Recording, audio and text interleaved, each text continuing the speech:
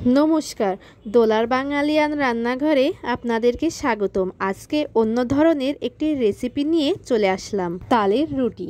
তালের রুটি এর আগে কখনো খেয়েছেন কিনা অবশ্যই জানাবেন, আর যারা যারা খাননি তারাও কিন্তু জানাবেন।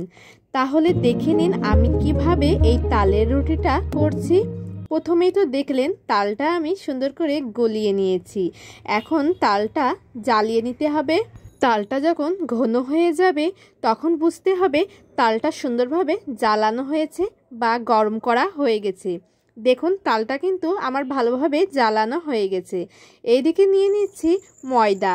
ময়দাতে নিয়ে নিয়েছি সামান্য পরিমাণ লবণ, এবং লবণ দেওয়ার পরে ওই জ্বালানো তালটা দিয়ে নিতে হবে। অবশ্যই কিন্তু গরম করা তালটাই কিন্তু দিতে হবে। যখন অতিরিক্ত গরম থাকবে তখন তালটা দিতে হবে। এদিকে নিয়ে নিচ্ছি চিনি। চিনিটা দিলে একটু মিষ্টি মিষ্টি লাগবে, খেতেও যেন ভালো লাগবে। মাখিয়ে নিচ্ছি। মাখানো কিন্তু প্রায় হয়ে গেছে। দেখুন আমি কিভাবে মাখাচ্ছি। এখন ছোট ছোট করে লিচি কেটে নিচ্ছি। আমার এই ভিডিওটি কে কোথা থেকে দেখছেন অবশ্যই কিন্তু জানাবেন। লিচি কাটার পরে এখন ওই লিচিগুলো সুন্দর করে গোল করে নিচ্ছি, কারণ এখনই তো হবে রুটি। রুটিটা বেলে নিতে হবে, তার জন্য আটা নিয়ে নিলাম। নিয়ে এখন গোল করে রুটিটা করে নিচ্ছি। যদিও গোলটা অতটা ভালো হয়নি, তারপরেও কিন্তু রুটিটা হয়েই গেল।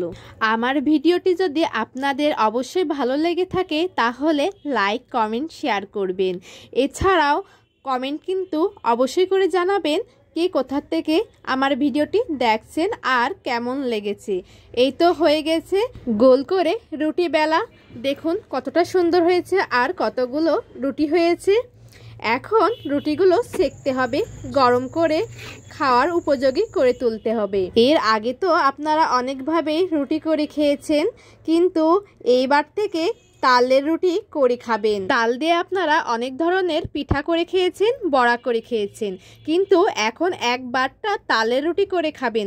দেখবেন একদম অসাধারণ এবং ইউনিক খাবার লাগবে, খেতেও কিন্তু অনেকটা দারুণ। যে একবার এই তালের রুটি খাবে সে কখনোই ভুলতে পারবে না।